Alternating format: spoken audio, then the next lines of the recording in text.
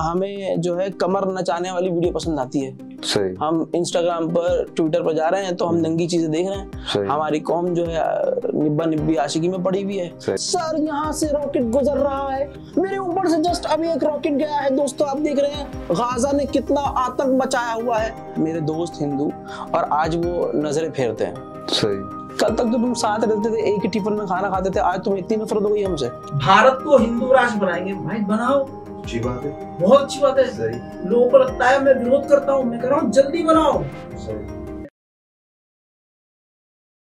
अस्सलामुअलैकुम वरहमतुल्लाहि वबरकातुह। हक बात के दूसरे एपिसोड में आप लोगों का खैर मकदम है। ये हमारी खुशनसीबी है कि आज हमारे साथ एक ऐसे गेस्ट मौजूद है हमारे स्टूडियो में जिन्होंने वो अजीम कारनामा पिछले कुछ वक्तों में अंजाम दिया है जो एक तरह से अगर मैं ये कहूँ कि मुस्लिम कम्युनिटी कैसा महसूस करती है, उनके जज्बातों की तर्जुमानी की है और गोदी मीडिया को उनके ही अंदाज में उनका टेस्ट उनको दिया है, तो ये बात कोई गरा नहीं होगी। हमारे साथ रजा गिराफी भाई हैं। रजा भाई हैं, बहुत इस्तकबाल है आपका। बहुत शुक्रिया, बहुत शुक्रिया। मैं एक चीज बताना चाहूंगा कि ये इंटरव्यूज नहीं देते हैं, ये ज्यादा मीडिया से इंटरेक्ट नहीं करते हैं, अपने चैनल के अलावा और कहीं नहीं जाते हैं। मैं बड़ा ममनून और मशकून हूं कि आपने मेरी आवाज पे लब्बैक कहा और काफी लोग लिख रहे थे असल में कमेंट पे कि रजा भाई को बुलाइए, तो मुझे बड़ी खुशी है। और खास तौर से उस वक्त जब आपकी तबीयत भी नासाज है, आपने वक्त निकाला और हमें टाइम दिया, हम इसके बड़े ममनून हैं। बहुत सारी चीजें हैं, मैं चाहूंगा आपसे गुफ्तगू की जाए। सबसे पहले मैं आपसे ये पूछूंगा कि आप एक अलग स्टाइल के साथ मीडिया में अल्हम्दुलिल्लाह काम कर रहे हैं, ये सफर कहाँ से शुरू हुआ? सबसे पहले आप सभी देखने वालों को मेरा सलाम। और ये बात हकीकत है कि तबीयत खराब है मेरी, तो अगर एक आध फंबल हो जाए, थोड़ा दर्द हो रहा है तो माफ कर दीजिएगा। दूसरी बात, भाई ने सवाल किया कि सफर कहाँ से शुरू हुआ।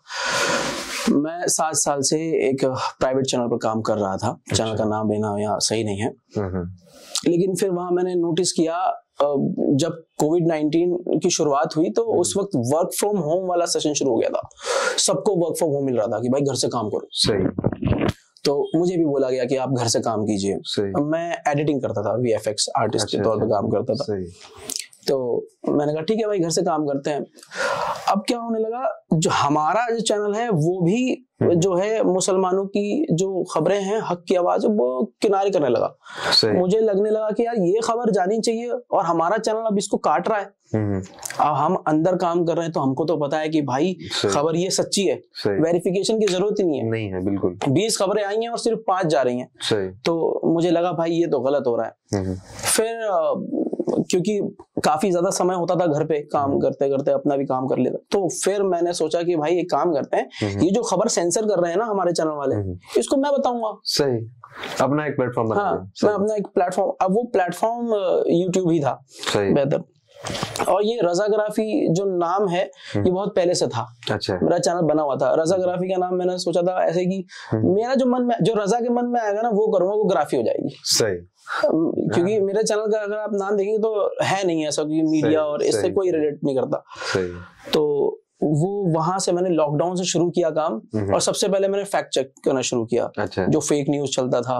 फिर वहां से सिलसिला शुरू हुआ, लोगों की मोहब्बत मिलती गई और आज यहाँ पर। सही। अच्छा, मैं एक बात बताऊं, 2 साल पहले, मेरे ख्याल से 2.5 साल पहले, मेरा एक क्लासमेट है, दोस्त मेरा, तो उसने मुझे वीडियो दिखाई आपकी, कहा भाई तुम इस जैसा वीडियो बनाओ। तो मैंने पहली मरतबा, वो इंट्रोडक्शन था मेरा, आज मैंने उसको कॉल किया कि दोस्त ऐसा है कि मैं रजा भाई का इंटरव्यू करने वाला हूँ, तुम्हारे मन में अगर कोई सवाल हो तो बताना। तो उसने एक सवाल भी डाला जी, और बहुत खुश था वो, मतलब ये कह रहा था कि मेरा सलाम अर्ज करना उनसे, बहुत सारी बातें कही उसने। अच्छा, एक चीज, काफी ऐसे मुस्लिम जर्नलिस्ट हैं जिनका ये कहना है कि वो पहले किसी चैनल में काम करते थे लेकिन उनके न्यूज को फिल्टर किया जाने लगा, रिजेक्ट किया जाने लगा। तो यहाँ पे गोदी मीडिया का एक, तो गोदी मीडिया तो नाम से बदनाम है, लेकिन ऐसे लोग जो लिबरल और सेकुलर कहलाते हैं, जो ये कहते हैं कि हम आपकी आवाज उठाएंगे, वो भी आपके न्यूज को नहीं दिखाते हैं, इसकी वजह क्या है? वजह ये है भाई, देखिए सबके दिलों में नफरत है कहीं ना कहीं। अगर आप देखेंगे कोई कहता है कि नहीं हम तो भाई सबके साथ हैं, लेकिन कहीं ना कहीं जब आप 24 घंटा उसके साथ टच में रहेंगे ना तो पता चल जाएगा कि कहीं ना कहीं ये भी कर गया काम 35 अपना। ठीक है, किसी पे आप भरोसा नहीं कर सकते। और माशाल्लाह जो 2014 के बाद जो सरकार आई हुई है, उसने जो सबसे बेहतरीन काम किया वो नफरत का काम किया है। बेहतरीन काम किया भाई, एक्सपोज कर दिया। एकदम बेहतरीन। मैं तो कह रहा हूँ ये लकीर खींच दी गई है, ये अल्लाह की तरफ से जो होता है बेहतर होता है। सही लकीर खींच दी गई है। नफरत की तरफ वाले कौन लोग हैं, नफरत से मोहब्बत करने वाले कौन है? हम मोहब्बत से मोहब्बत करने वाले लोग हैं। अब कमाल की बात यह है कि आज हालात इतने खराब हो गए हैं कि यकीन कीजिए मैं एक हिंदू स्कूल में पढ़ा हुआ हूँ, है ना, वहां रहा, वहां पला, वहां बोर्डिंग भी वहीं पढ़ रहा हूँ। 18-19 घंटे मेरा उस स्कूल में निकल रहा है। सुबह 7 बजे जा रहा हूँ और शाम को 6 बजे वहां से आ रहा हूँ। लेकिन आज ऐसा हो गया भाई, हमारे पड़ोस में अगर कोई हिंदू भाई रह रहे हैं ना तो हमें कहीं ना कहीं डर है।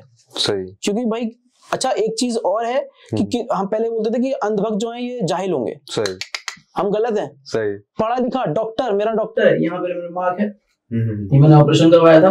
जब उसको पता चला मैं फला एनडीटीवी में काम करता हूँ या उस चैनल पे काम करता हूँ या उस चैनल पे काम करता हूँ, कई सारे चैनल पे मैंने बताया मैंने यहाँ काम किया हुआ है, तो उसको एकदम से होगा यार वो तो यार बहुत मतलब एंटी हिंदू चैनल है। अच्छा, हाँ। और जब उसको पता चला कि मैं यूट्यूब पे इस तरह की, तो वो वहीं से भिनक गया हमसे। अच्छा, उसके भी तेवर चेंज हो गए, कहीं ना कहीं वो भी जो है चढ़ने लगा। तो ये चीज नजर आने लगी। पहले दफ्तरों में ये चीजें नहीं होती थी, है ना, हिंदू मुसलमान ही था। अब पढ़े लिखे लोग भी ये चीज करने लगे। सही। जो इंसान ये कह रहा है ना कि नहीं यार हमें मुसलमानों से कोई दिक्कत नहीं है, मैं आपको चैलेंज कर रहा हूँ, कुछ वक्त उसके साथ बिताइए, पता चल जाएगा कहीं ना कहीं उसके अंदर का जहर दिख जाएगा। सही सही। तो बस यही मैं कोशिश कर रहा हूँ लोगों को बताएं। मैं तो कोशिश करता हूँ कि जहर को खत्म करने की कोशिश की जाए। सही। सच बोल देता हूँ, ससुरा FIR हो जाती है। सही। खुल के बोल देता हूँ। अच्छा लोग सोचते हैं, जैसे आपने कहा कि मैं जर्नलिज्म कर रहा हूँ, पत्रकारिता कर रहा हूँ। भाई मैं पत्रकारिता नहीं कर रहा हूँ, मैं लोगों की आवाज हूँ। सही। क्योंकि भाई मैं ऑडियंस में ही था, कल तक मैं खबर देख रहा था। सही। बहुत ज्यादा अंदर से फट रहा था कि यार मुझे प्लेटफॉर्म मिले, मैं बोलूं। सही। मैं बोलूं। प्लेटफॉर्म नहीं मिला, खुद बनाया। सही। और मैं बोलने लगा। बहुत लोग बोलते हैं, बहुत लोगों को पसंद नहीं है कि मैं ये किस तरह की पत्रकारिता कर रहा हूँ, कॉमेडी कर रहा हूँ, ये कर रहा हूँ, वो कर रहा हूँ। भाई मैं पत्रकारिता नहीं कर रहा। भाई अगर नहीं देखना तो मत देखो। मैं तो कौम की, सिर्फ मैं मुसलमानों की बात ही नहीं करता, मैं तो हिंदू मुस्लिम सिख, मैं भारत की बात करता हूँ। जो चीज नहीं होनी चाहिए मैं वो दिखाने की कोशिश करता हूँ कि देखो ये चीज नहीं होनी चाहिए। सही। क्या कर सकते हैं। अब देखिए अंधेर नगरी चौपट राजा है, कलयुग है। कलयुग में जो शैतान होगा उसकी चलेगी, जो सच्चे होंगे वो मरेंगे। सही। तो मर रहे हैं, FIR खा रहे हैं भाई। सही। थाने जा रहे हैं, कोर्ट के चक्कर लगा रहे हैं, लेकिन लोगों की मोहब्बत है, आप जैसे लोगों की मोहब्बत है जो हिम्मत देती है। बिल्कुल। उम्मीद करते हैं कि इस तरह से मोहब्बत आपकी रहेगी इंशाल्लाह। अच्छा एक बात आपने बहुत इंपॉर्टेंट ये बताई कि हम ये समझते थे कि भक्त हैं कुछ जो अंधभक्ति में मुब्तला हैं, लेकिन कहा नहीं, पढ़े लिखे लोग भी इसमें शामिल हैं। और ये बात बिल्कुल वजह है। विराट कोहली के 5 या 6 महीने की बेटी को रेप थ्रेट आता है पाकिस्तान के एक ऑल्ट अकाउंट से, मतलब एक मुस्लिम लड़की के नाम से अकाउंट। बाद में पता चलता है कि वो लड़का IITian है और वो एक हिंदू है। इसी तरीके से सुल्ली डील बुल्ली डील ऐप क्रिएट करने वाले सब वेल क्वालिफाइड लोग थे। इसी तरीके से ट्विटर पे इंग्लिश में बेहतरीन इंग्लिश बोलते हुए गाली देने वाले पढ़े लिखे लोग हैं। तो ये जो समाज में एक चेंज आया है और जिसमें तमाम माँ बहन की गालियां दी जा रही हैं और बदतमीजी की जा रही है, आपको क्या लगता है ये इसका रूट क्या है? मोदी जी। अच्छा, अब हो सकता है एक आध FIR हो जाए, लेकिन कोई बात नहीं, इतनी तो झेल रहे हैं। हकीकत यह है कि मैं मानता हूँ हमारे मोदी जी में ऐसा नहीं है कि मैं पावरफुल नहीं मानता हूँ मोदी जी को, मैं बहुत पावरफुल मानता हूँ। वो अगला इंसान इतना पावरफुल है कि अगर रात को 8 बजे आके सारे नोट बैन कर सकता है ना, तो रात को 8 बजे आके वो नफरत भी रोक सकता है कहीं हद तक। अगर वो कह दे कि भाई बहनों आज से ये जितने भी मुसलमान हैं ये सब मेरा भाई है, कई बार तो बोल चुका है ना, मैं पठान का बच्चा हूँ, तो ठीक है भाई ये भी बोल दीजिए आप। सही। दोस्त बता दीजिए। अब हमारे भी प्रधानमंत्री हैं भाई। सही। हम इस देश के मुसलमान नहीं है क्या भाई? सही। हैं, अब जीत गए हैं तो हैं हम। अच्छा हमने वोट दिया या नहीं दिया? देखिए दिया तो मुसलमानों ने भी है वोट, ऐसा नहीं है। बिल्कुल सही। तो भाई हमारे भी प्रधानमंत्री हैं और हमारी विदेश नीति तो बेहतरीन है। बिल्कुल। हमारे प्रधानमंत्री हैं तो भाई रात को 8 बजे आके वो क्यों नहीं बोल सकते? इतना कत्लेआम हो रहा है, इतनी मुसलमानों के खिलाफ नफरत हो रही है। मोदी जी एक फोन कॉल पर भाई साहब ये यूक्रेन और हाँ रशिया की जंग रुकवा सकते हैं। भारत में फैलने वाली नफरत नहीं रुकवा सकते हैं, हमारा भाई मोदी रुकवा सकता।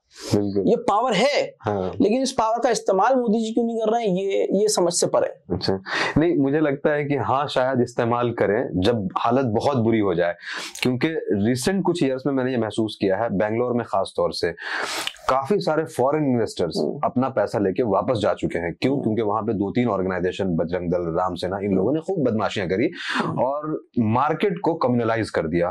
तो हिंदुस्तान एक बहुत बड़ी मार्केट है वर्ल्ड के लिए। अगर यहाँ कम्युनल वायलेंसेस हुए और पीस खराब हुआ, मार्केट डिस्टर्ब हुआ, तो लोग फिर अपना पैसा लेके वापस जाना शुरू कर देंगे। तो शायद तब ऐसा करें।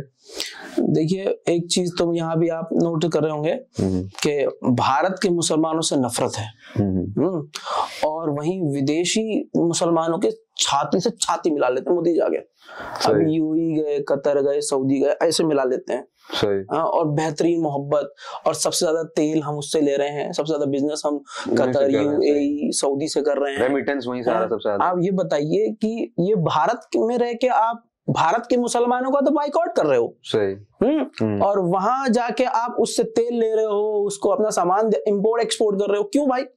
ये मैं तो अंधभक्तों से पूछना चाहता हूँ, भाई ये कौन सा पेशाब पी रहे हो तुम? बासी मुझे समझ में नहीं आ रही बात कि भाई तुम यहाँ भारत में देख रहे हो, तुम हमारे बाइकआउट की बात कर रहे हो। आप लोग हमारे बाइकआउट के, भाई बाइकआउट करो तो पूरा करो। सही। मैं तो कहता हूँ भाई गाड़ी चलाना बंद करो। हाँ, बंद कर दो।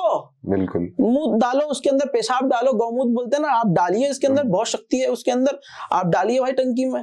कहते हैं 1000 रुपए। अच्छा एक चीज और बता दूं आपको, आप सवाल नहीं कर रहे लेकिन मेरे दिल में बहुत सारे खुद सवाल है अपने आप से पूछने के लिए। बिल्कुल बोलते जाइए आप। अब एक बताइए कि इतनी नफरत है, इतनी नफरत है, कहते हैं कि 1000 या 5000 रुपए लीटर भी हो जाएगा तो हम तेल तब भी खरीदेंगे और वोट मोदी को देंगे।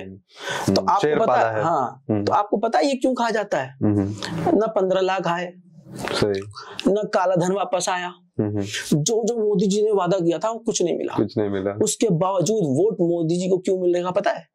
क्योंकि इनको लगता है और इनको कंफर्म है कि अगर मोदी रहा और बीजेपी रही तो मुल्लों को हम दबा के रखेंगे। सही। ये इनकी चूड़ी टाइट रखनी है। सही। इनको दबा के रखना है। सही। सिर्फ इस बिना पे, नफरत की बिना पर ये जीत रहे हैं और जीतेंगे। अच्छा। मैं अभी से नहीं बोल रहा हूँ भाई, मैं हर अपने नेशनल प्राइम टाइम में बोलता हूँ आएगा तो मोदी ही। बिल्कुल। हाँ। कुछ भी कर लो, ईवीएम उनके हाथ में, सत्ता उनके हाथ में, पावर उनके। और अगर एक बात और मोदी जी को कहना चाहूंगा इस चैनल के माध्यम से कि अगर खुदा न खास्ता आपकी सरकार चली गई ना तो अगले 50 साल तक आएंगे नहीं आप, क्योंकि आपने विपक्ष की पार्टी को वो सारे टूल दिखा दिए हैं कि भाई साहब किस तरह से इस्तेमाल करना है। सही। जो चीज कभी नहीं हुई ना वो आपने करके दिखा दिया है। सही। अब जो दूसरी पार्टी आ गई, अगर आ गई तो भाई साहब ये नजर नहीं आएंगे अगले 50 साल तक। सही। इसीलिए किसी भी हालत में इनको सरकार छोड़नी नहीं है, चाहे वो जैसे भी हो, चाहे कुछ भी हो जाए। सही। अच्छा एक चीज मैं आपसे पूछूंगा कि लोगों को ये लग रहा है कि मुल्लों की चूड़ी टाइट हो रही है, क्या आपको लगता है कि मुल्लों की चूड़ी टाइट हो रही है? मुल्लों की चूड़ी कभी टाइट हो नहीं सकती है ना, मुल्ले मस्त है एकदम खा के, उनको फर्क नहीं पड़ता है ना, कोई फर्क नहीं पड़ता। बेहिस कौम है, बेहिस कौम है। ये लफ्ज सही था बोलना क्या? नहीं बिल्कुल कोई फर्क नहीं पड़ता हमें, कोई फर्क नहीं पड़ता। सही। भाई एक बात बताइए कि दिल्ली दंगे में क्या हुआ? मुसलमानों ने अपने घर की सुरक्षा रक्षा खुद करी। सही। पुलिस आ रही थी, वो रोड से ही निकल जा रही थी, गलियों में घुस नहीं रही थी। वरना सोच के देखिए क्या कभी ऐसा हो सकता? हमारी क्या मिलिट्री इतनी कमजोर है? भाई साहब बॉर्डर पे तो ऐसी कर देते हैं हमारे मिलिट्री वाले, तो लोकल लोगों को नहीं संभाल सकते। बिल्कुल। सब कुछ हो रहा था, प्लानिंग के तहत हो रहा था, तब भी मुल्ले डरे नहीं। जो बंदे गिरफ्तार हुए, शाहरुख जो गिरफ्तार हुआ, मुंह पे उसने मास्क नहीं रखा। सही। गधा थोड़ी ना था वो। सही। चाहता तो मुंह में रुमाल लग सकता था। वो विजय दहिया सामने था उसके, वो कांस्टेबल। अब वो ताने हुए, बंदूक ताना हुआ है उसने। तो भाई वो बेहिस कौम है। हम डरते नहीं किसी से, हम सिर्फ अल्लाह से डरते हैं। लेकिन हम सोचते हैं कानून हाथ में क्यों लेना। सही।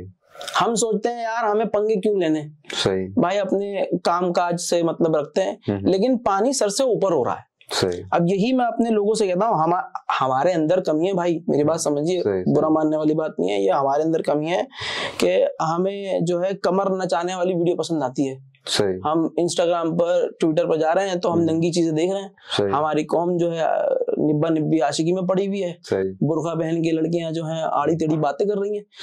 या तो बुर्का पहनेंगी, बुर्का पहन के भी गलत काम करेंगी, बुर्का उतार देंगी तो है ही गलत।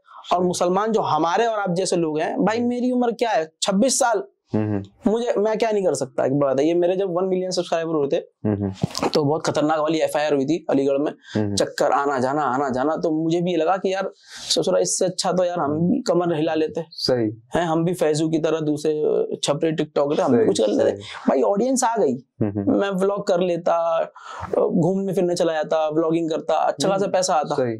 आपको पता है व्लॉगिंग में अच्छा खासा है इसको, मेहनत भी कम है, रिसर्च नहीं करना, कुछ नहीं करना, कैमरा उठा घूमते चले, अय्याशी अलग, मौज मस्ती अलग, घूमते रहो। बहुत सारे यूट्यूबर हैं जिन्होंने जर्नलिज्म छोड़ के ये जब एक आध FIR छोड़ दिया उन्होंने और लाइन चेंज कर ली। मैंने नहीं छोड़ा भाई ये काम, क्यों? सिर्फ अपने लिए, मैंने अपने देश के लिए रास्ता चुना है भाई। हकीकत ये है, क्योंकि मैं इसी देश में पैदा हुआ, पला बड़ा, मेरे दोस्त हिंदू, और आज वो नजरें फेरते हैं। सही।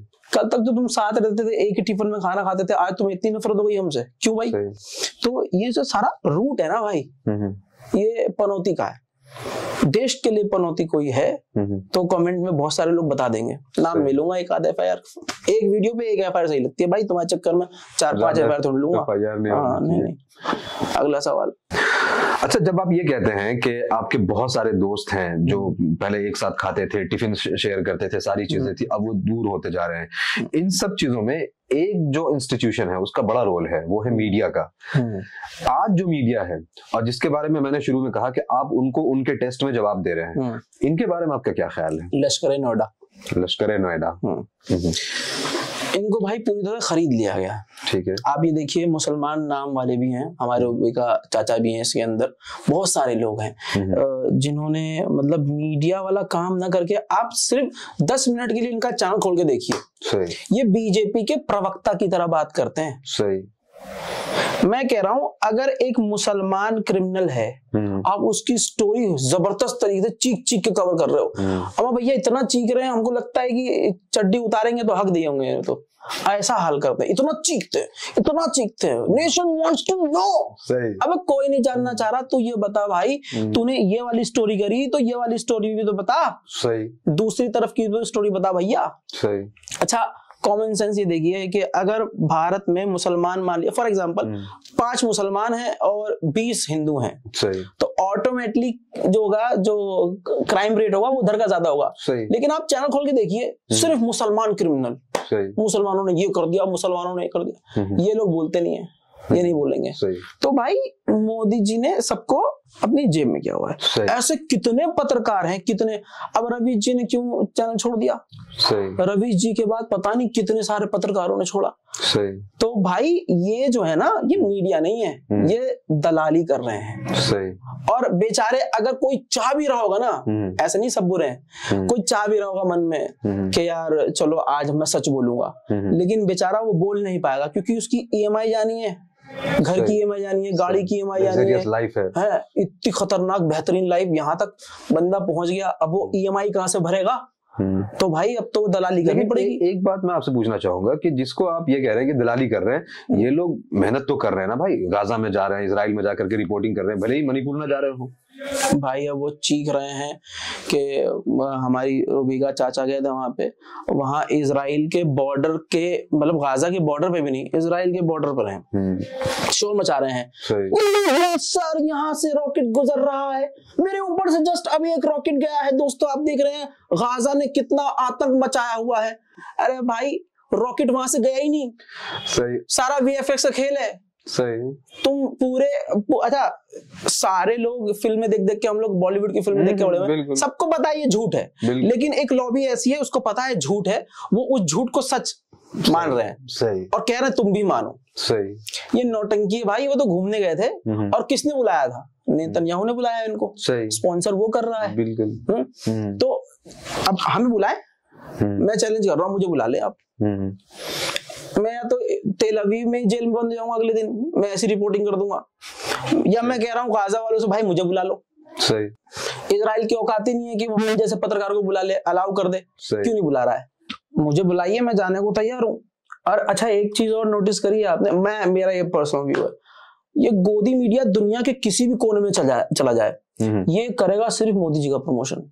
सही। इनके थंबनेल देख लीजिए, इनकी बातें देख लीजिए, तो ठीक है वो जहां ईमानदार है, गोदी मीडिया कम से कम जिससे पैसा ले रहा है, जिससे रेवेन्यू ले रहा है, उसका तो है नमक का। हाँ करो, कोई बात नहीं, बस एक बार ये सरकार जाएगी, जो दूसरी आएगी ये उसके भी हो जाएंगे। सब पैसे का खेल है भाई। सही। अब मैं एक बात आपको नहीं और बता दूं, ये गोदी मीडिया से एक स्टेप आगे बढ़ चुका है मामला। सही। अब गोदी यूट्यूबर्स भी हैं। हाँ बिल्कुल सही। अब बहुत सारे यूट्यूबर्स हैं जो कि पीछे अपना धार्मिक स्लोगन लगा के, ठीक है, हिंदुत्व वाले लोगों को बुला के, सरकार की वाहवाही करके अच्छे खासे व्यूज कमा रहे हैं, पैसा कमा रहे हैं, लैम्बोर्गिनी ले रहे हैं, व्लॉग बना रहे हैं, सब कुछ कर रहे हैं, मोदी मोदी मोदी। तो मैं अपने लोगों से यही कहता हूँ भाई इस चीज से भी बचो। ये नहीं कि अगर आप गोदी मीडिया नहीं देख रहे तो आप कह रहे हो हम यूट्यूब पे, तो यूट्यूब पे भी ये सब चीजें आ गई हैं अब। सही। अच्छा आखिर इजराइल वाले मैटर में आपसे पूछना चाहूंगा कि हिंदुस्तान में जो गोदी मीडिया जो थंबनेल बनाती है तो उसमें यह आता है कि आज रात हमास खत्म, इजराइल कर देगा हमास को खत्म, गाजा का नस्तो नाबूद। तो ये जो इस तरह का थंबनेल बनता है, आपको लगता है वाकई आईडीएफ इजराइल डिफेंस फोर्स जो है ये इतनी बहादुर है? इतनी बहादुर होती तो अब तक ये जंग 2-2.5 मिनट खिंचती। 1300 हमास के लड़ाकों ने, भाई हम तो पहली बात, ये चैनल, मेरा चैनल, हमारा भारत किसी भी आतंकी संगठन को सपोर्ट नहीं करता है, बट मैं कोट करना चाहता हूं एलन मस्क का एक डायलॉग जो अभी 1 महीने पहले उसने बोला था कि हमास जो आतंकी संगठन बोल के इजराइल उसको खत्म कर रहा है, आम लोगों को मार रहा है, तो वो हमास और नए पैदा कर रहा है। फॉर एग्जाम्पल मेरे सारे परिवार वालों को मार दिया, अब मेरा इस दुनिया में कोई नहीं बचा। अब दुनिया की सारी दौलत आप मेरे सामने रख दो, मेरे लिए वो कागज है। मेरे दिमाग में खुन्ने से, अबे भैया तुम खुद बॉलीवुड देखते हो, बदला बदला बदला, तो अब दिमाग में बैठ गया मैं बदला लूंगा। मिथुन की पूरी लाइफ उसी पे है। हाँ है ना, बदला। तो अब एक बात बताइए, आपने मेरे पूरे परिवार को मार दिया और एक मेरी पर्सनल खुन्नस हो गई इजराइल से कि भाई मेरा परिवार खत्म कर दिया, और दूसरा ये इस्लामी क्या अक्सा मस्जिद है, बैतुल मुक़द्दस। तो अब मैं जो बदला लेने के लिए खड़ा हूँ 2-3 दोस्तों के साथ, तो मैं भी एक संगठन हो गया। मैं कहाँ जाऊंगा? हमास। तो भाई यही एलन मस्क ने कहा कि वो मार जितना रहा है उससे ज्यादा वो हमास पैदा कर रहा है। अब 1300 लड़ाकों ने 7 अक्टूबर को भारतीय वक्त के मुताबिक दोपहर 1:30 बजे इजराइल के अंदर घुसपैठ करी और ऐसा हाल किया कि अब हम देख रहे हैं। इजराइल अगर इतना मजबूत होता तो ये क्या काम होता? बिल्कुल नहीं। कहाँ है मोसाद, इंटेलिजेंस एजेंसी सबसे बड़ी, कहाँ है? फेल हो गई। और एक्सेप्ट किया है इजराइल ने कि भाई हमारी शिनबेत 2 है, एक मोसाद है, एक शिनबेत है। शिनबेत ने लिटरली इस चीज को लिखित में एक्सेप्ट किया है कि भाई हमारा फॉल्ट है, हमारी गलती है, हमारा फेलियर है। एक कमाल और सुनिए, इतने बौखला गए थे, ये इतना बौखला गए थे कि जब इनके MI6 अटैक हेलीकॉप्टर ने जब इजराइल से उड़ान भरी कि बॉर्डर पर ये कांड हो गया, फायरिंग करनी है, तो इन्होंने अपने ही ऊपर अटैक कर दिया। सही मिसाइल। उनको समझ में नहीं आ रहा था कि ये गाड़ियां वापस भाग रही हैं ये इजराइल की तरफ, ये हमास वालों की है या हमारे अपनों की है। उन्होंने अंधाधुंध फायर की। 4 दिन पहले की रिपोर्ट है, इजराइल ने उसको भी एक्सेप्ट किया है कि भाई ये हमारा फॉल्ट है। अच्छा, और ये इतने ताकतवर हैं, दुनिया की सबसे मजबूत फौज, तो बर्तानिया की फौज की मदद क्यों लेनी पड़ रही है? सही। अमेरिका की फौज की मदद क्यों लेनी पड़ रही है? सही। फ्रांस की मिलिट्री क्या कर रही है भाई? सही। ये तुम्हारी ताकत है। अब भैया उनके पास तो सस्ती मिसाइलें हैं, वो मारते हैं हमास वाले, तो हमारे तो यहाँ जो फौजड़ी होते हैं वैसे वो निशान बन जाते काले काले हैं।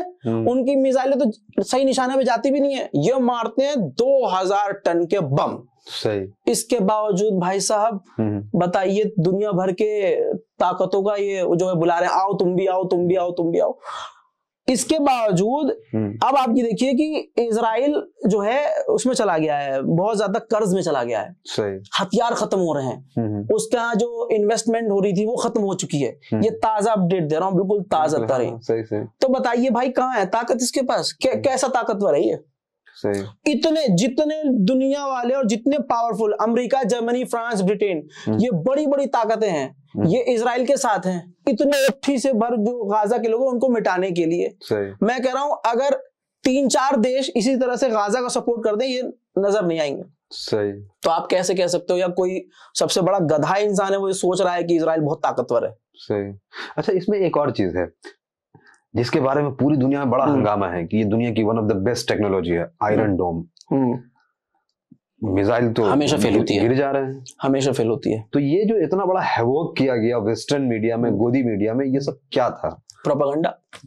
देखिए ऐसा है, इजराइल तो खुद कहता है कि 95% हमारा जो आयरन डोम है वो कामयाब है, तो बढ़ा चढ़ा के 95 बता रहा है। सही। वो 70% ही वर्क करता है। और ये आप बस इतना सोचिए कि हमास की सस्ती मिसाइलें हैं भैया, उसको किसी देश ने ब्लूप्रिंट दे दिया कि देखो इस तरह से मिसाइल बनती है, आप खुद बनाओ। हमास ने खुद बताया कि जो सीवर होता है, हम सड़क खोदते हैं, सीवर निकालते हैं और सीवर का इस्तेमाल करके हम मिसाइल बना रहे हैं। ठीक है, बिल्कुल ग्राउंड पे बना रहे हैं, वो कोई एडवांस टेक्नोलॉजी नहीं है। तो उनकी मिसाइलें अक्सर जो है गाजा में भी गिर जाती हैं, बॉर्डर पे भी गिर जाती हैं, इजराइल के मेन टारगेट तक पहुंच नहीं पाती हैं, अक्सर ऐसा होता है। तो उनकी लोकल मिसाइलें हैं और वो इजराइल पे जब दागता है तो उस दौरान भी आयरन डोम फेल हो जाता है। तवज्जो यहाँ पर आपकी चाहिए कि लोकल मिसाइलों से हाँ आयरन डोम फेल हो जाता है। मान लीजिए ईरान की एडवांस मिसाइलें, रशिया की एडवांस मिसाइलें उसके हत्थे चढ़ जाए और वो 100 मिसाइलें रशिया वाली दाग दे, तो आयरन डोम नजर नहीं आएगा भाई साहब, गायब हो जाएगा। सही। अच्छा, रिपोर्ट्स ऐसी भी है कि आधा से ज्यादा इजरायली वापस जा रहे हैं अमेरिका, जा चुके हैं। अच्छा, जा चुके हैं वो, तो ये बहादुरी में जा रहे हैं क्या? अमेरिका में बहादुरी भाई पेशाब लीक हो जाता है उनका, सायरन से ही उनके लूज मोशन लग जाते हैं, पैखाना निकल जाता है, पेशाब आ जाता है, बेचारे भाग रहे हैं। ये AK-47 और MI6 जैसी खतरनाक एडवांस राइफल लेके वहां आम लोग घूमते हैं यहूदी, लेकिन जब इजराइल के सायरन बजते हैं ना कि मिसाइल आ रही है, तो भाई साहब ये पेशाब कर देते हैं। ये ऐसी कौम है और इसको बताते हैं सबसे ताकतवर, स्ट्रेटेजिस्ट है ये। अच्छा, हाँ बस सही। अच्छा, इसमें एक चीज आपसे ये जानना चाहूंगा कि पिछले कुछ सालों में हिंदुस्तान में इजराइल के लिए बहुत ज्यादा सपोर्ट जनरेट हुआ है, तो क्या वो वाकई इजराइल के लिए सपोर्ट है या मुसलमानों से दुश्मनी है? देखिए मैं कह रहा हूं, अगर किसी को भी भारत का सपोर्ट चाहिए, भारत की एक अंधी कौम का सपोर्ट चाहिए, मुसलमानों को गालियां देना शुरू करो। सही। इजराइल नहीं, पूरी दुनिया में कोई भी देश मुसलमानों पर जुल्म करना शुरू कर दे, सही, पूरी तरह से एक कौम जो है अंधभक्तों की, पूरी उसके सपोर्ट में उतर जाएगी। मजेदार बात यह है कि वो जलील करते हैं। एक इंसान ने कमेंट में लिखा, I love Israeli women, we stand with Israel. वो लिखता रहा, फिर एक उस बंदे ने जो इजराइल का था उसने कहा, नीचे कमेंट किया, we don't want your support, क्योंकि तुम जानवर का गू खाते हो, जानवर को भगवान मानते हो। क्या रह गई इनकी फिर? सही। ये अंतरराष्ट्रीय लेवल पर पनौती हैं, जलील होते हैं, फिर वापस गुफा में जाते हैं। स्वीडन कुरान जला रहा है। गुफा का क्या किस्सा है? गुफा का किस्सा ये है भाई, ये गुफा पुत्र हैं। ये मुसलमानों पर इल्जाम लगाते हैं कि तुम हलाला की पैदाइश हो, तुम उसकी पैदाइश हो, उसकी पैदाइश हो। असल में ये खुद बाबाओं के पास जाते हैं। अभी हाल में बाबा बनके कितनी महिलाओं का बलात्कार किया गया है इन्हीं के द्वारा। लेकिन जो हिंदू संगठन ये शोर मचाते हैं ना कि ये मुसलमान लोग जो है हमारी बहन बेटियों का बलात्कार करते हैं, वो भी दोगले हैं।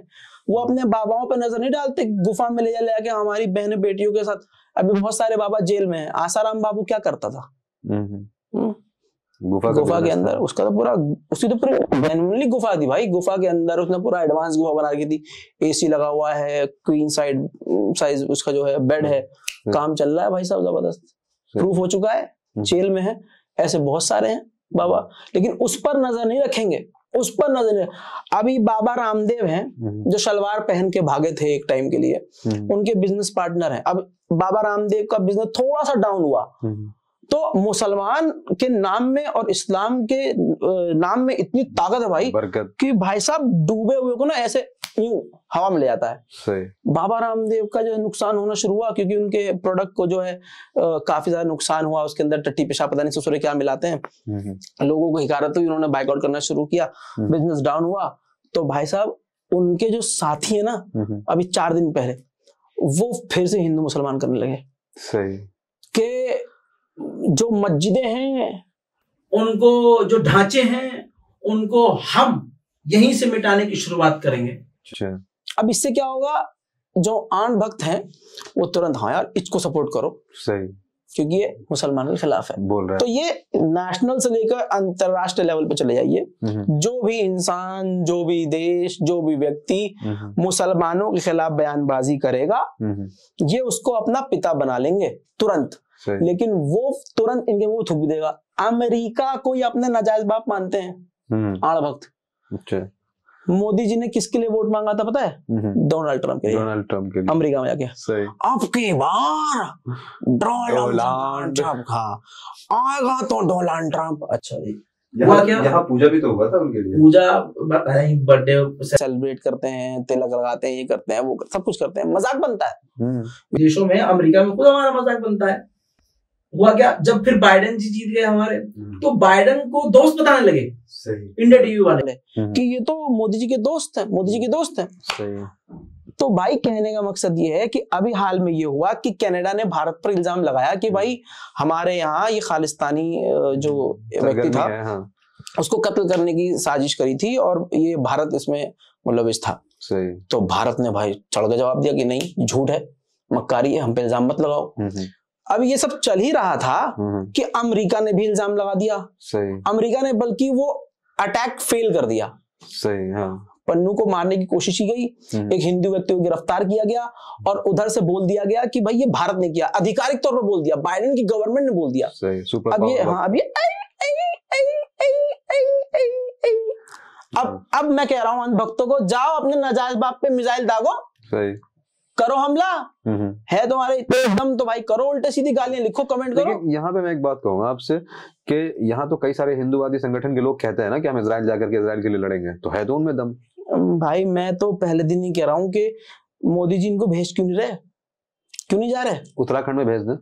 ये मैं कह रहा हूँ, मैं ये कह रहा हूँ, हाँ ये एक जगह और चल रही है ना, वहां भी भारत में भेज दे, कहीं मणिपुर में भेज दे, चाइना चढ़ रहा है उस तरफ से, तिब्बत भेज दीजिए, कहीं नेपाल की बॉर्डर भेज दीजिए। नहीं ये जाएंगे, सिर्फ ये बोलेंगे, सिर्फ मस्जिद के सामने जाएंगे ये।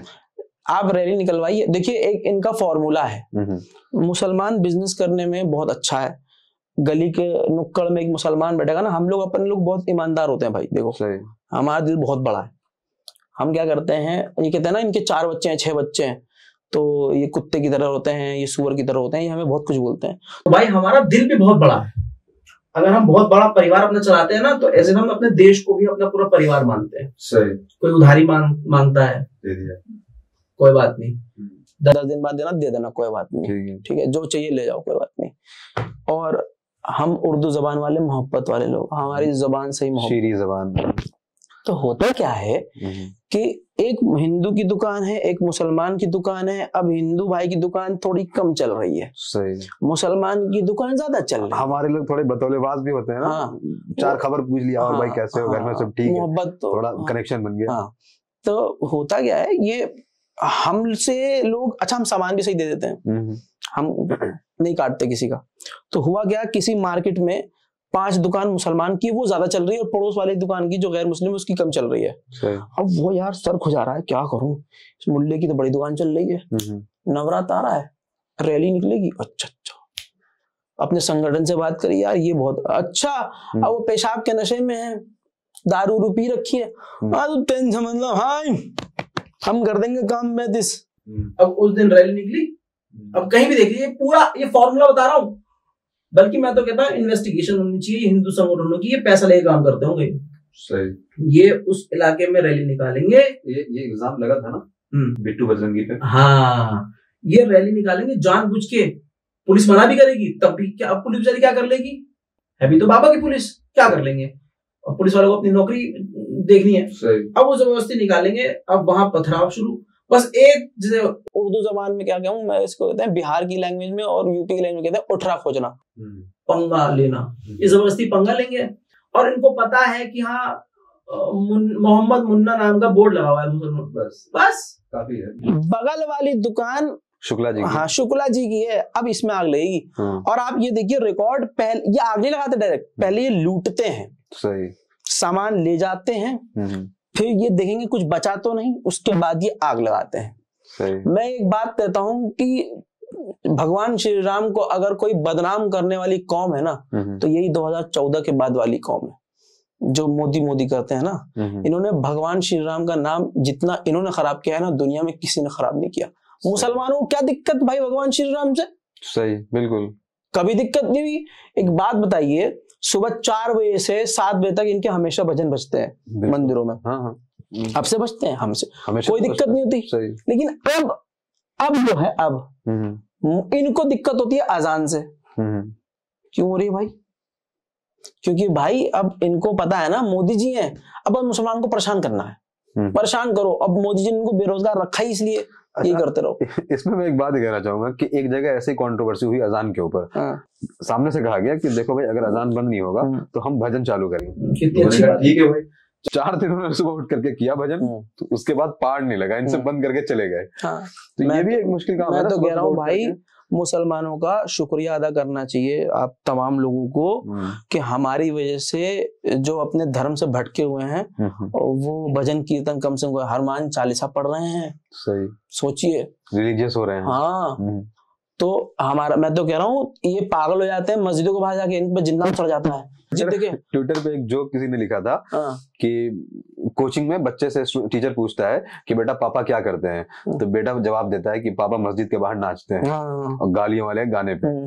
तो मैं ये कहता हूँ अगर मस्जिद के बाहर आके आपको ऐसा लग रहा है कि आपके घर आ रहा है, तो मस्जिद का दरवाजा आपके लिए खुला हुआ है भाई, आइए नमाज वमाज पढ़िए, वजू साफ हो जाइए, पाक साफ हो जाइए। हाँ, अच्छा कमाल की बात ये है, मुसलमान अगर मंदिर के आगे से निकलता है तो उस पर जिन्ना तो नहीं चढ़ता यार। सही, मुसलमान इतना सीधा है, अगर पुलिस कहता है उधर से निकल जा, मुसलमान कहता है हाँ कोई बात नहीं हुजूर, कोई बात नहीं, इधर से निकल जाएंगे। क्योंकि हम सोचते हैं भाई सारा देश अपना है, यहाँ से जाओ यहाँ से जाओ। तो मुसलमान लड़ना नहीं चाहता, अब हम लड़ना नहीं चाहते तो जबरदस्ती पंगे ले रहे हैं। अब क्या कर सकते हैं? अपने से बड़ो जो डरपोक होता है ना भाई, वो अपने छोटे से पंगे लेगा, जो खुद पंगे में रहेंगे, जो अकेला का उससे पंगे लेंगे, कभी अपने ऊपर से पंगा नहीं लेता। जाओ अमेरिका तो सामने खड़ा है ना, कर रहा है जलील, कुछ बोल के दिखाओ। चाइना के साथ मोदी जी ने पता नहीं कौन सा झूला झूला शी जिनपिंग कि वो झूला यार सब पे भारी पड़ रहा है। सही, चाइना ने क्या क्या कर दिया, लेकिन मोदी जी के मुंह से चू तक नहीं निकला। सही, मिलिट्री मार रहे हैं, गांव बसा दिया, सब कुछ कर रहे हैं, और उनके अंधभक्त भी खामोश।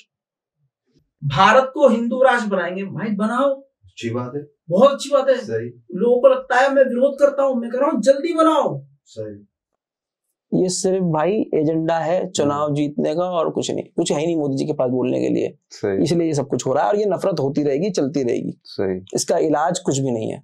मैं एक मन में एक बात है, मुझे ऐसा लगता है कि देखिए जब किसी को हम नौकरी देते हैं तो उसका रिज्यूमे देखते हैं, अच्छा इसने ये किया है, इसने ये किया है, इसने ये किया है, वाह यार, हाँ भाई तुम आ जाओ नौकरी करो। अब मोदी जी का रिज्यूमे हमने देखा, अच्छा गुजरात, अच्छा जेनोसाइड, आइए मोदी जी। ओके, तो अब उन इंसान से आप मोहब्बत की तवक्को करेंगे क्या, जिनका रिकॉर्ड ये था? बिल्कुल नहीं। तो भाई अभी फिलहाल क्या है, मुझे ऐसा पर्सनली लगता है, अल्लाह ना करे कभी ऐसा हो, मुझे ऐसा लगता है कि ये जो नफरत खत्म होगी ना, एक बहुत गंदे कुछ बड़ा कांड होगा, उसके बाद ये कई सालों के लिए शांति आएगी।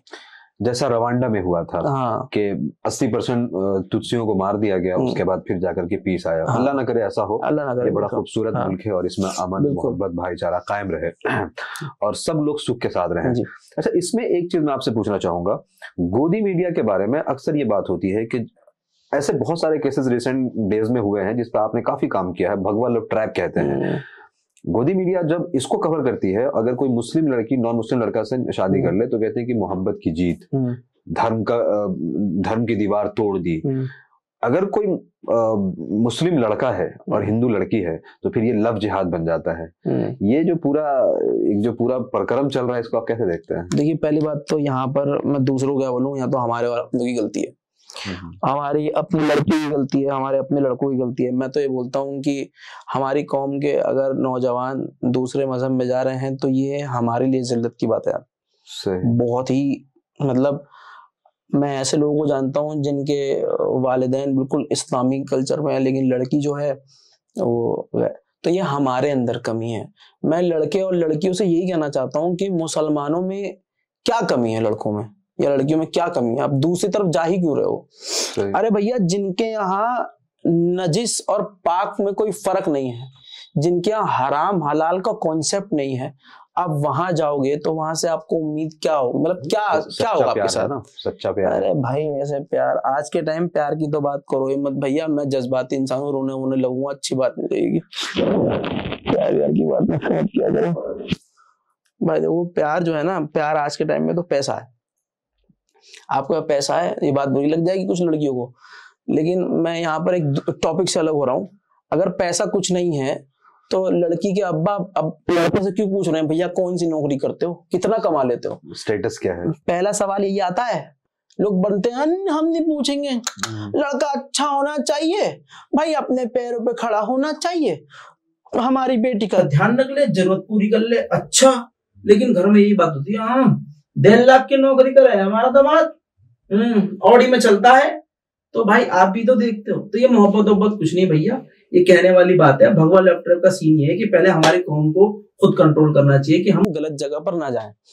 आप खुद कीचड़ में जा रहे हो तो आप गंद हो गए होगे। सही। दूसरी तरफ ये एक आरएसएस का बहुत पहले से प्लान है, और ये सब खुल के बाद सुरेश चक्रवाणे हैं या बहुत सारे ऐसे हिंदू जो नेता हैं सामने आके बोल चुके हैं कि आप ये जितने भी हमारे हिंदू भाई लोग हैं, ये मुस्लिम लड़की को फंसाइए, ब्याह कीजिए, इसका हम आपको पैसा भी देंगे। अब वो बेरोजगार हैं भाई, उनको सेक्स मिल रहा है, ओयो में जाने का खर्चा मिल रहा है, ऊपर से शादी करने का, ये सब कुछ करने का उनको पूरा जो पैसा मिलेगा। तो उनको तो जॉब दे दी उन्होंने, उनका तो काम ये है। सही। और ये सब खुल्लम खुल्ला हो रहा है। तो गोदी मीडिया इसको इसलिए नहीं दिखा रहा है क्योंकि गोदी मीडिया भी तो भारतीय जनता पार्टी का ही हिस्सा है, आरएसएस का तो हिस्सा है। सारी बात ही खत्म हो गई जब बीजेपी ने गोदी मीडिया को खरीद लिया, तो वो उन्हीं के एजेंडे को प्रमोट करेगा ना भाई। सही। आप समझ लो। तो ये चीज चल रही है, ये हमारी कमी है, मुसलमानों की कमी है कि भाई हम इस चीज, मैं लड़कियों को नहीं कह रहा, मैं तो लड़कों को भी कह रहा हूं कि भाई अगर आप मुसलमान हैं तो आप नॉन मुस्लिम लड़की से आपका क्या मसला भाई? मोहब्बत का मतलब कि मैटर समझ में नहीं आया। और खास तौर से ऐसे सिचुएशन में उत्तराखंड में एक हिंदू लड़का का एक मुस्लिम लड़का दोस्त है, वो हिंदू लड़का एक लड़की को लेके भागता है और 42 फैमिली को उसके वजह से उस पूरे कॉलोनी से निकाल दिया जाता है, भगा दिया जाता है। गरीब मुसलमान थे।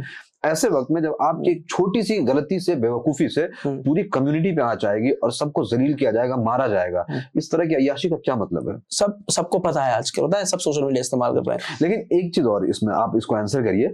एक बात ये कही जाती है कि जब आप मुसलमान लड़कों को इसके लिए क्रिटिसाइज करेंगे तो उनके एजेंडा पे आप काम कर रहे हैं, आप दूरी पैदा कर रहे हैं, क्या ये सही है? नहीं, देखिए हमें यहाँ पर, मैं थोड़ा सा इस्लामी सोच वाला इंसान हूँ, मैं ये कह रहा हूँ भाई उधर जाना ही क्यों है? जिस बिल्डिंग की तरफ हमें जाना नहीं, हमें उस गली में घुसना क्यों भाई? सही। अच्छा, एक बात प्रैक्टिकल ये देखिए कि आज नौकरी नहीं लोगों के पास, लोगों के, हम अपने कौम की बात, अपने घर की बात कर रहा हूँ, मैं अपने कौम की बात कर रहा हूँ, लोगों के पास नौकरी नहीं है, तुम कमा कुछ नहीं रहे हो, लड़की, अब तुम मुसलमान लड़की से शादी करोगे तो रखोगे कहाँ? सही। लव मैरिज चाहे मुसलमानों में भी करो, इतनी आसान आज के टाइम पे नहीं, हम इतने एडवांस नहीं है भाई। सही। लव मैरिज इतनी आसान नहीं होती, घर वाले इतनी आसानी से मानते नहीं है, पहली बात ये हमारा कल्चर है। अगर मान भी गए तो मुसलमान होने के बावजूद दिक्कत आती है भाई, बहुत दिक्कत। तो सोच के देखिए कि उधर आप गैर मुस्लिम लड़की से कर रहे हो तो कितना बड़ा रिस्क ले रहे हो। या तो आप में इतना बूता हो कि अंधा पैसा हो आपके पास, आपके घर की, मतलब घर के सबसे बड़े आप हो, और फिर इतना दम हो कि आप जब आवाज उठाएं तो घर में कोई ना बोले। तो ऐसा तो होता नहीं। अब आपने जहां उत्तराखंड की बात करी वो हुआ है, वो पूरे मार्केट को लूटा गया, धमकी दी गई, जान से मार देंगे, ये कर देंगे, खाली करो। लेकिन मैं थोड़ा सा यहाँ पर इस्लाम में आपसे कहा, मैं अल्लाह पर ज्यादा यकीन करता हूँ इस मैटर पे आके, कि अगर जुल्म हद से ज्यादा होगा तो अल्लाह की तलवार चलेगी। उसी वक्त जिस जो मुद्दा आप उठा रहे हैं, उसी टाइम कुछ दिन बाद जहां मुसलमानों ने दुकानों को बंद करके वहां से इलाका छोड़ दिया था, कुछ दिन बाद वहां पर भूस्खलन हुआ, तबाही मची, नारा लगाते मुल्लो इलाका छोड़ो, मुल्लो कट मुल्लो। हुआ क्या, वो बेचारे खुद ही मकान छोड़ छोड़ के भागे, उनमें से सैकड़ों के खुद ही मकान ढह गए। हस्बी अल्लाह व निअल वकील। बिल्कुल, हमारे लिए हमारा अल्लाह काफी है भाई, करते रहो तुम जो करना है। सही। अच्छा, एक और चीज, जैसे भगवा लव ट्राइब के बारे में बात होती है तो बहुत दावा किया जाता है, काफी सारे मतलब प्लानिंग्स भी हो रहे हैं कि इतना पैसा देंगे, इतना अनाज देंगे, नौकरी देंगे, ये सारी चीजें हो रही हैं। लेकिन प्रॉब्लम असल मुझे जहां नजर आती है वो ये है कि ऐसे बहुत सारे केसेस हैं जिसमें बाद में भी मुस्लिम लड़कियां, जब वो लड़के छोड़ देते हैं इनको 3 महीना 6 महीना 1 साल के बाद, फिर ये पुलिस स्टेशन का चक्कर लगा रही होती हैं, कुछ सुसाइड कर रही होती हैं, कुछ की लाशें कुआं के अंदर सर कुचली हुई मिलती है। तो एक तो ये है कि प्यार मोहब्बत के नाम पे आप घर से भागे, आपकी फैमिली छूट गई, सब कुछ बर्बाद हो गया, और अब आप ऐसे जलील हो रहे हैं कि एकदम ना घर के रहे ना घाट के। तो ये इसके बारे में बताइए। देखिए, ये जो टॉपिक आपने शुरू किया, तो मैंने आपको पहले बोल दिया, इस मुद्दे पे मैं बहुत ज्यादा इस्लामी हूँ। मैंने एक तकरीर में किसी आलिम दीन से सुना था कि अल्लाह हमारे गुनाहों की सजा इस दुनिया में भी देता है और आखिरत में भी देता है। तो ये सजा है। अब वो तुम जो भटक रही हो इधर उधर, एक बूढ़े बाप ने कितना समझाया होगा अपनी बेटी को कि तुम ये मत करो। उस बाप से ज्यादा कौन मजलूम होगा?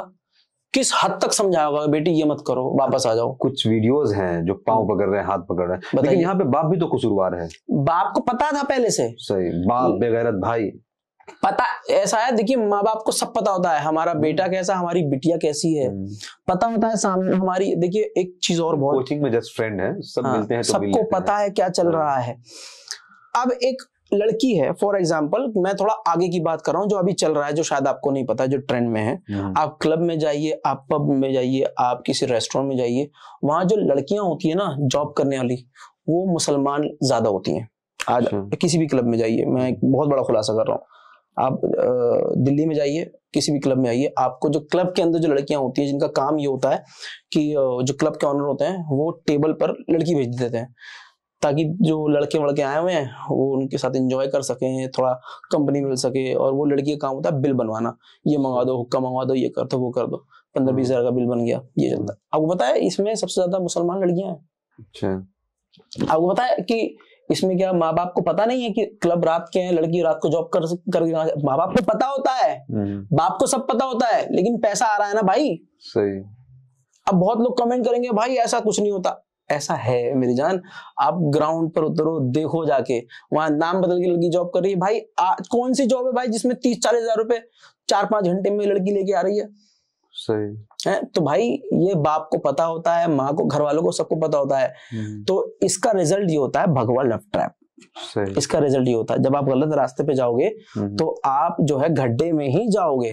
तो माँ बाप को सब पता होता है। ये बनते बहुत, मोहल्ले के ऐसे बहुत सारे एग्जांपल दिखा दूंगा जो कल तक मुझे कहते थे कि ओह ये देखो जीन्स पहन के घूमता है लड़का, ये देखो ये बड़े अल्लाह वाले बनते हैं, जीन्स पहनते हैं, ये जैकेट पहन के घूम रहे हैं, देखो मॉडल बन रहे हैं, मॉडल।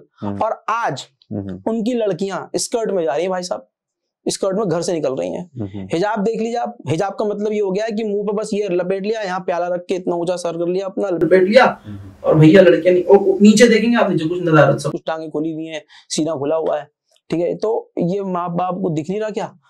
वो मेट्रो स्टेशन पे आके उतर रहा है। अब ये सब रास्ते कहाँ जा रहे हैं भाई? भगवा लव ट्रैप पे जा रहे हैं। ये हो रहा है और ये होता रहेगा, ये सबको पता है, हमारे घर वालों को सबको पता है, लड़की के माँ बाप को पता है, लेकिन ये हो रहा है और होने दे रहे हैं। तो इस सब का सॉल्यूशन क्या है? यानी अगर आपसे ये कहा जाए कि इन सब को रोकना है और आपको ये अथॉरिटी है कि आप रोक सकें, तो आप क्या क्या स्टेप लेंगे कि लोग इससे बच सकें? सबसे पहले तो आप सोशल मीडिया पे एक्टिव रहिए, देखिए, और सबसे इससे पहले का स्टेप ये है कि माँ बाप को थोड़ा सा ना अपने बच्चों से फ्री होना पड़ेगा। कम्युनिकेशन गैप जो बन रहा है, जो सख्ती है ना, वो सख्ती खत्म कीजिए, अपने माँ बाप से बात कीजिए। बच्चों को भी कोशिश करनी चाहिए कि थोड़ा सा फ्री हो जाए। एक खौफ वाला जो है मामला खत्म है, आज वो खौफ वाला मामला नहीं है। जो वालिदैन बहुत सख्त रहते हैं ना, उनका लड़का या लड़की एकदम से हाथ से निकलते हैं। सही।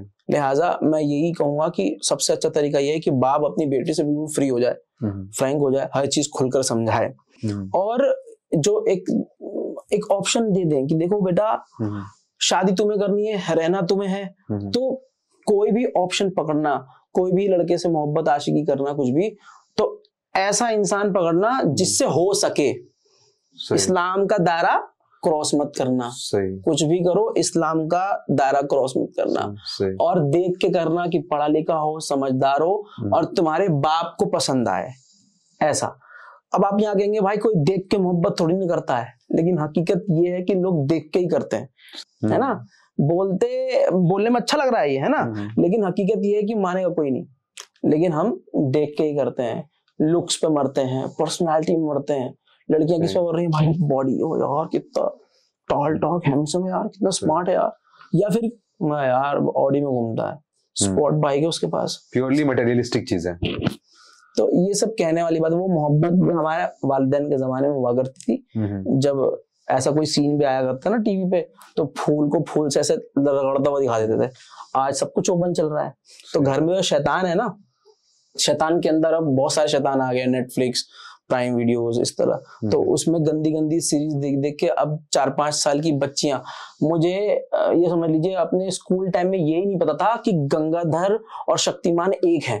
अच्छा, मैं सोचा दोनों ससुर अलग अलग है। हाँ, और आज 7वीं क्लास की लड़की का भी बॉयफ्रेंड है, बच्चे लड़के भी कमिटेड है भाई। तो फिर कहाँ जा रहे हैं हम? क्या माँ बाप को पता नहीं है? पता है। हम एडवांस होने के चक्कर में ना हम गंद में घुस चुके हैं। सही। अब जब वो माँ बाप के हाथ से लड़की निकल जाती है, लड़का किसी गैर मुस्लिम लड़की को घर में ले आता है, तो बाप सर पकड़ता है, ये क्या कर लिया इसने, अब तो FIR हो जाएगी, हम भी दब जाएंगे भाई, चलो निकाह करो। तो ये घर वालों को करना ये है कि घर वाले बिल्कुल फ्रैंक हो जाए अपने बच्चों से, समझाइए अपने बच्चों को, समझाइए अपनी बेटी को, समझाइए अगर आपकी बेटी जॉब करने कहीं जा रही है, अगर आपकी बेटी कहीं नौकरी करने जा रही है, कॉलेज में पढ़ रही है। मैं जामिया की बात करूं, मैं जामिया में पहुंचा हुआ था मेरे भाई किसी सिलसिले से, मैं 2-3 घंटे वहां कैंपस में बैठा हूँ। मैंने वहां हिजाब वाली लड़कियों को देखा, हिंदू लड़कों से। भाई दोस्त है ना, तो दोस्त का मतलब ये तो नहीं तुम उसका हाथ पकड़ लोगे। दोस्त कंधे पे हाथ रख के बैठा हुआ है, उसको गाल खींच रहा है, ये सब कर रहा है, ये सब क्या है भाई? मैं लड़का हूं, मुझे समझ में आता है कि ये तो दोस्ती, तो ये सब तो है नहीं। इसका रिजल्ट क्या है भाई? भगवा लेफ्ट है। इतना तुमको है कि तुम्हें अपनी मनपसंद से शादी करनी है, तो माँ बाप को ये छूट देनी चाहिए कि ठीक है बेटा, दोनों क्रॉस मत करना। सही। माँ बाप के हाथ में है और पता सब कुछ होता है माँ बाप को। अच्छा, एक चीज इन सब से हट करके, इंडियन पॉलिटिक्स से आगे बढ़ के, मैं देखता हूं कि आप वर्ल्ड पॉलिटिक्स पे, खास तौर से मिडिल ईस्ट पे काफी एक्टिव हैं और काफी स्टोरीज वगैरह करते हैं। और इसमें मैंने आपके कुछ वीडियोस के कमेंट्स भी चेक किए हैं, आप पे हमेशा इल्जाम लगता है कि आप प्रो ईरान हैं, ईरान की बहुत पजीराई करते हैं, बहुत प्रेज करते हैं उसको। तो ये क्या है? मैं ये कह रहा हूँ, अगर आपको भी पर्सनली ऐसा लग रहा है तो आपका चैनल बेचारा ऐसा है कि मैं कुछ बोल नहीं सकता। मैं तो कह रहा हूँ, मैं गाली बक सकता हूँ अब ईरान को। अच्छा, ईरान गलती करे मैं रोकूंगा। मैं भाई ईरान के सपोर्ट में नहीं हूँ, मुझसे आप ईरान के खिलाफ खूब बुलवाइए, लेकिन ईरान के खिलाफ ले आइए ना पहले कुछ। सही। अब जाकर जो लोगों को लग रहा है कि मैं ईरान का सपोर्टर हूँ, ईरान का भक्त हूँ, वो सबसे बड़े बेवकूफ है। एक वक्त वो था पिछले रमजान में, मैं तुर्की करता था। सही। तुर्की वो नगोर्नो काराबाग वाले मैटर पे आपने स्टोरीज करी हैं। अज़रबैजान आर्मिया, मैंने खूब तुर्की किया, जो एक्चुअल में थोड़ा था वो बता रहा था। सही। लेकिन अब जब रजब तैयब एर्दोगान की सरकार इजराइल के साथ डील कर रही है, उस अभी भी चल रहा है, एक तरफ खुल्लम खुल्ला जो है धमकियां दी जा रही है, रजब तैयब एर्दोगान हम ये कर देंगे, हम वो कर देंगे, हम अपने जहाज भेज रहे हैं रेड सी में, ये कर देंगे। और दूसरी तरफ भाई आप दनादन बिजनेस चल रहा है, इजराइल के साथ खूब बिजनेस चल रहे हैं। तो पिछले टाइम ऐसा था, अभी 1-1.5 साल पहले, कि इनकी एक सीरीज निकली थी, तुर्की की सरकार ने एक सीरीज बनवाया था, अर्तुगरुल गाजी। अर्तुगरुल गाजी से सब पागल हो गए, अरे हम तो भाई तुर्की के फैन है, तुर्की के फैन है सब भाई। अब रजब तैयब एर्दोगान को वो अर्तुगरुल गाजी समझने लगे, लेकिन असल में दोगला इंसान। सही। दूसरी चीज ये कि मैं ईरान का समर्थन इसलिए करता हूं कि आज के टाइम पे आप देख लो, अगर हम 5 लोग बैठे हैं और हमारा कंपटीशन है कि कौन ज्यादा गंदा बोलेगा इसके खिलाफ, सिर्फ बोलने की हो रही है, तो सबसे गंदा तो भाई ईरानी बोल रहा है। सही। कि हमारी मिसाइलों का मुंह तुम्हारी तरफ है, हम 1 मिनट में इजराइल को तबाह कर देंगे। सही। अब इजराइल को तबाह करने वाली बात तुर्की ने तो नहीं बोली, सही। किसी और सऊदी ने नहीं बोली, मिलिट्री ड्रिलिंग हो रही है, मिसाइल टेस्टिंग हो रही है, सब कुछ कर रहा है। सही। तो मैं ईरान का कोई सपोर्टर या ईरान का भक्त में कुछ भी नहीं हूँ भाई, जो हक है भाई मैं वो बोलता हूँ। अब ईरान के अंदर पता है क्या हुआ था? अभी ईरान के अंदर अभी माशा अमीनी को लेकर खूब जबरदस्त प्रदर्शन चल रहा था, जबरदस्त प्रदर्शन चल रहा था। वहां कत्लेआम हो रहा है, आग लग रही है, धमाका हो रहा है, सब कुछ। मैंने उसको कवर करना शुरू किया, बहुत जबरदस्त तरीके से कवर करना शुरू किया। इतना कवर किया कि वो जो लोग कह रहे थे ना कि मैं ईरान का समर्थक हूँ, उनको लग रहा कि मैं ईरान के खिलाफ अब जहर उगल रहा हूँ। जो ईरान के फैंस थे ना, नीचे कमेंट में गालियां लिखने लगे। क्या हो गया तुझे, तेरी माँ की है, तेरी बहन की है, तू ईरान को उल्टा सीधा बोल रहा है, हम तो तुझे इसलिए फॉलो करता, तो ईरान को सपोर्ट करता। अच्छा, इसमें एक चीज OIC जो है, कई सारी मुस्लिम ऑर्गेनाइजेशन, 57 मुस्लिम ऑर्गेनाइजेशन की एक संस्था है। गाजा के मैटर पे या और भी जो दूसरे मुस्लिम कंट्रीज के इश्यूज पे उनका जो हमेशा स्टैंड होता है, उसको आप कैसे देखते हैं? भाई सब हाई लेवल के बंदे हैं वो, उसके अंदर जो मेंबर है सबके पास अपनी कोठी है, अपना आइलैंड है, मस्त है। और उनको क्या फर्क पड़ रहा है कौन मर रहा है, कौन जी रहा है, क्या फर्क पड़ रहा है? आप खुद सोच के देखिए। OIC ने आज तक क्या बेहतर किया बयानबाजी के अलावा? मुझसे तगड़ा और आपसे तगड़ा कोई बयान नहीं दे सकता भाई। हमारे अच्छे खासे चैनल पे सब्सक्राइबर हैं, इंशाल्लाह आपके भी बहुत जल्द मिलियन से ऊपर पहुंचेंगे। हमने भी आगे 3 मिलियन से तो ऊपर हो चुके हैं।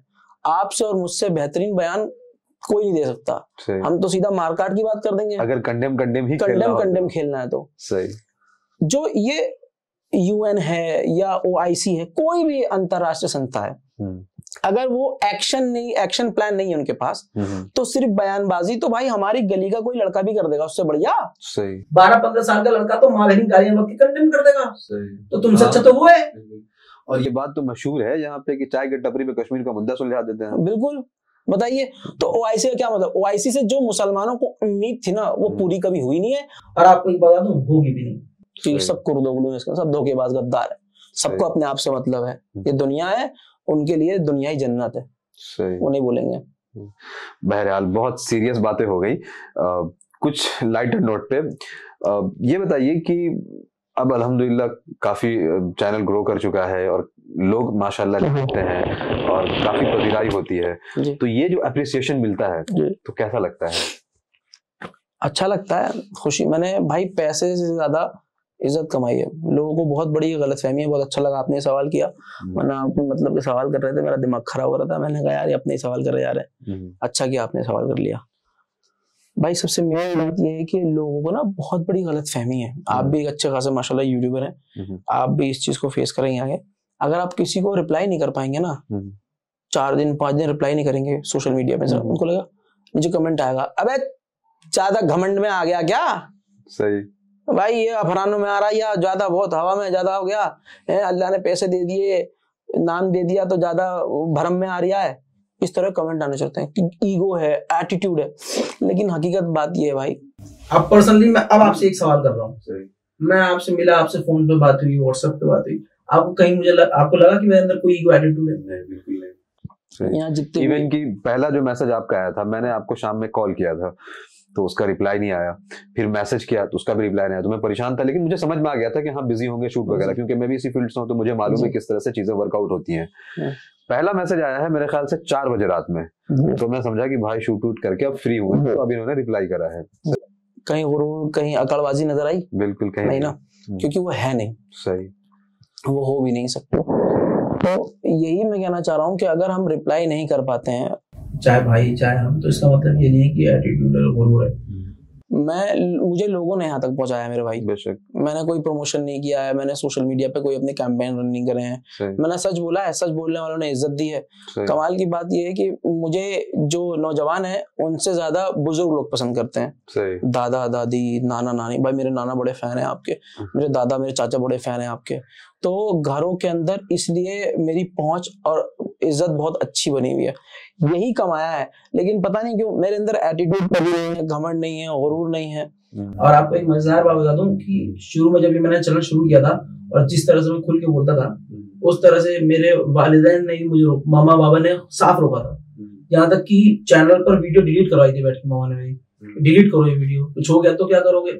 लेकिन जब लोगों की मोहब्बत मिलने लगी, पहले पड़ोस के लोग एकदम से मामा से आगे तारीफ करने लगी, लड़का अच्छा काम कर रहा है, हमारे मन की बात बोल रहा है। सही। फिर वाले आपको लोगों ने जो शिकायतें करते थे वो तारीफ करने लगे। एग्जैक्टली। तो फिर मुझे वो गुरूर नहीं आया, वो घमंड नहीं आया। इंशाल्लाह इसमें सबसे अच्छी चीज ये है ना कि बाज दफा लोग ये महसूस करते हैं कि ऐसा मैं सोचता हूँ, आप बोल रहे हैं, जी, तो वो अपनी आवाज सुन रहे होते हैं एक तरह से। जी। और इसीलिए मैंने जैसे शुरू में बोला था कि मैं जर्नलिज्म भाई पत्रकारिता नहीं कर रहा हूँ, जैसे कि रविश कुमार जी बोल रहे हैं या कोई और पत्रकार बोल रहा है, मैं उस फ्लो में नहीं बोलता हूँ। जैसे मैं बात करता हूँ, मैं वैसे खड़े होकर अपनी बात रखता हूँ, बीच में मुझे मजाक करना होता है, मैं कॉमेडी करता हूँ, और असल जिंदगी में मैं ऐसे ही हूँ। अच्छा, शायरी बहुत होती है आपके रिपोर्टिंग में, तो शायरी पसंद है?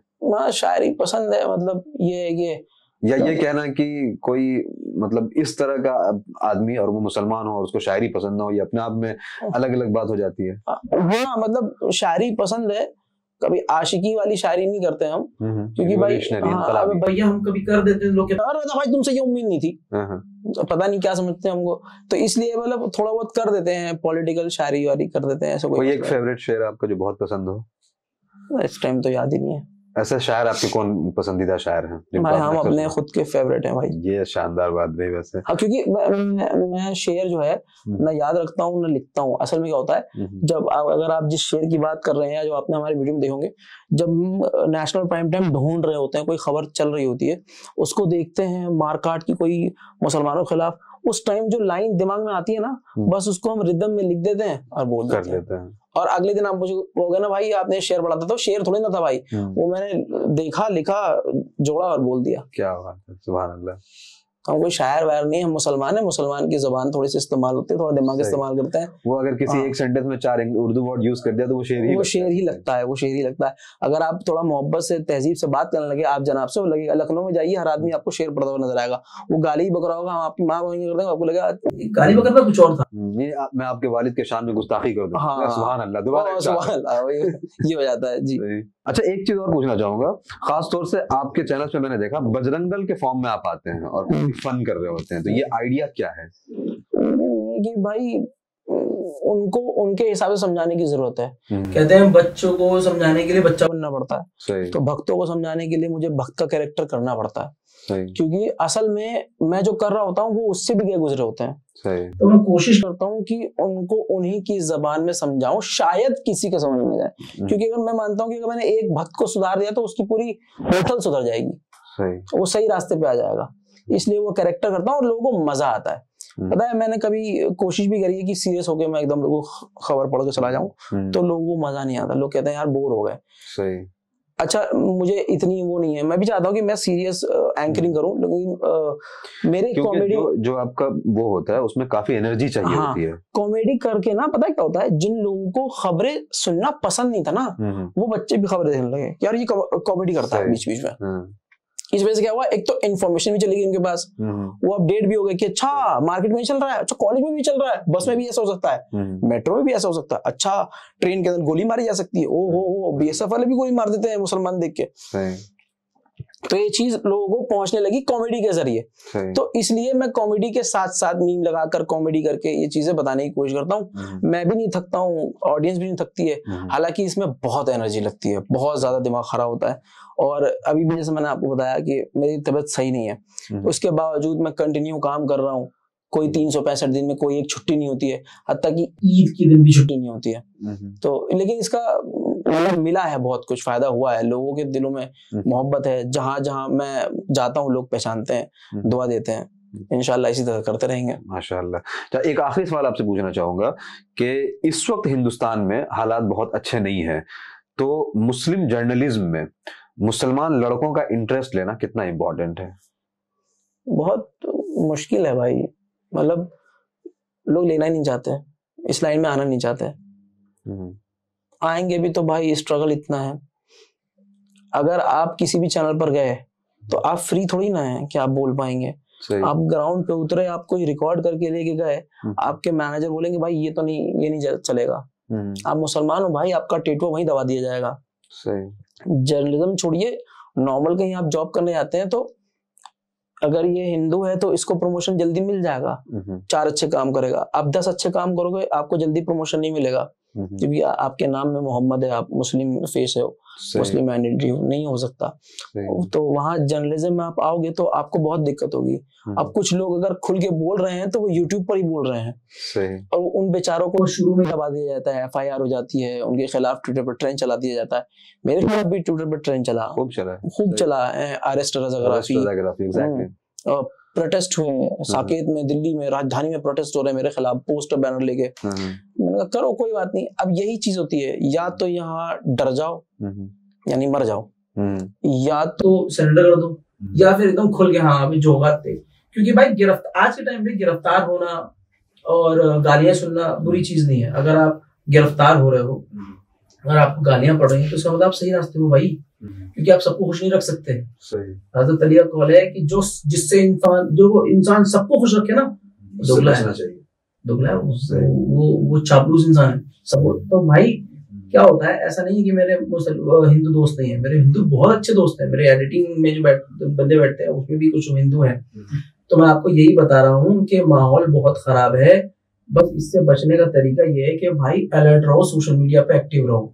जो हमारी मुस्लिम कौम है उनसे ही मैं यही अपील करूंगा आपके चैनल के जरिए कि आप कुछ नहीं कर सकते, लिखते रहिए। लिख नहीं सकते तो इंफॉर्मेशन को शेयर कीजिए। शेयर अगर करने में डर लग रहा है तो अपना अकाउंट दूसरा बनाइए, उससे शेयर कीजिए। बोलते रहिए, लोगों को समझाते रहिए और सतर्क रहिए भैया, सावधान रहिए। इसी से आपको बचाव है, वरना भैया आज आप जुल्म के खिलाफ नहीं बोल रहे हो तो कल आपका नंबर लगने वाला है। सही, बहुत सारी चीजों में डिटेल डिस्कशन किया आपने। बहुत शुक्रिया हमसे बात करने के लिए। बहुत शुक्रिया। अगले पॉडकास्ट में आप जो एक्सपर्ट को देखना चाहते हैं कमेंट में जरूर बताएं। Thank you.